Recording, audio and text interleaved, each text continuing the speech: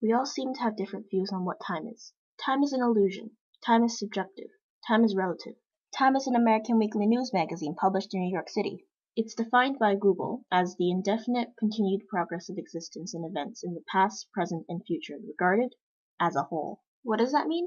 Couldn't tell you. However we want to define it, time is certainly one of the most valuable things to any living creature in existence. But our definition of time matters when we talk about how we use it. We look at the effectiveness of our actions, comparing how much time we put into something and what we get in return. We've spent some of our precious time labeling this phenomenon.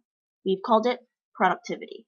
The problem with what our society calls productivity is that we only consider the physical outcomes of a task. We look at how much time has elapsed and how grand the outcome is in return.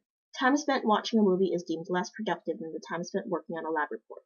Doing a lab report yields a lab report, but watching a movie doesn't have the same takeaway. Nothing has changed, so we weren't productive, right? Was time wasted because we don't have anything to prove that we've done something? Well, why do we need this? There's no return policy on time, so why do we need a receipt for it? We've learned that we need to spend years preparing for our future. Follow the achievement book of lifelong tasks to complete by a certain time.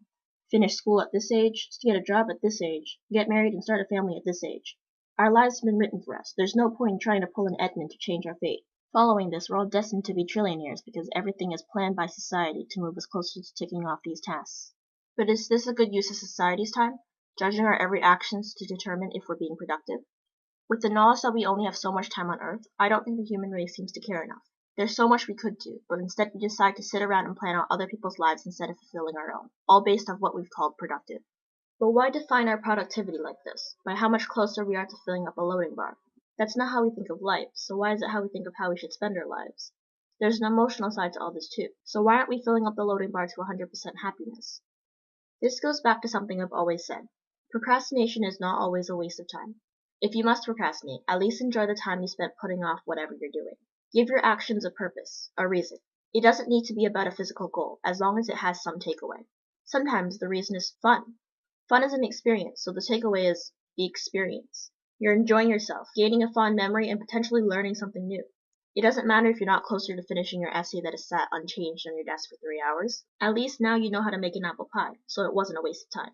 But by this definition, surely nothing is a waste of time. Can't I come up with a reason for anything I do? The simple answer to that? No. A waste of time is lying on the floor doing nothing but thinking about all the things you could be doing. Without the action of the doing, there's no takeaway. Well, there is. Your takeaway is all the germs you pick up off the floor. And no one likes germs, unless you're into that sort of thing. Another waste of time is not working towards anything while also being miserable while doing so. If you're putting off doing your homework, at least enjoy the time you're spending not doing your homework, so there's still reason for your actions.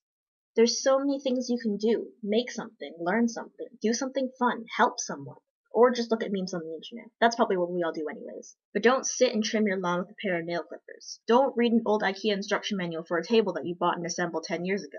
No one's forcing you to. This isn't Gilead. You have choices. There's no positive outcome in these situations. Not only are you getting little done, but you're also making more work for yourself while not even enjoying it. Unless you're really into that sort of thing. However we want to spend our time, we must consider the one thing time is. Time is finite. We're given a limited amount of it at birth, and we spend it on the breaths we take until our death. Holding your breath doesn't save you time though, because along with being finite, it's also continuous. There's no stopping it. Time passes without control, and the moments we spend arguing over its relativity, we're letting this precious gift fall away like the sand of an hourglass. We live in a world without any fancy time travel devices, which makes time, worst of all, irreversible. Wait, that doesn't make sense. Time is for certain 3 things. It's finite, continuous, and irreversible. So make the most of it while you can, because someday in the future, you'll beg for more of it, only to realize, sorry, final sale.